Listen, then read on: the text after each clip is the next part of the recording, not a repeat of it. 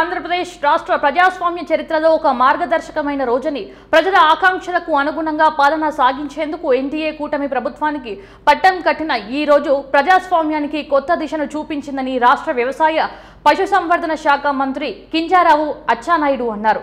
కూటమి ప్రభుత్వం అధికారంలోకి వచ్చి నేటికి సరిగ్గా 1 సంవత్సరం పూర్తయిన సందర్భంగా ఆయన బుధవారం ఒక ప్రకటన విడుదల చేశారు.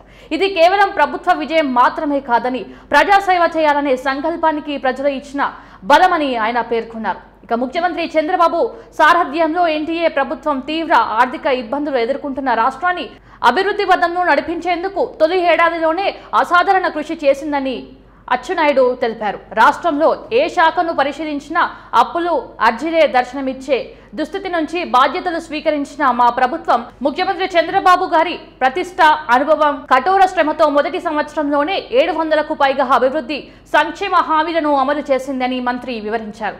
ప్రభుత్వం చేపట్టిన పలు కీలక కార్యక్రమాలను ఆయన ఈ సందర్భంగా ప్రస్తావించారు.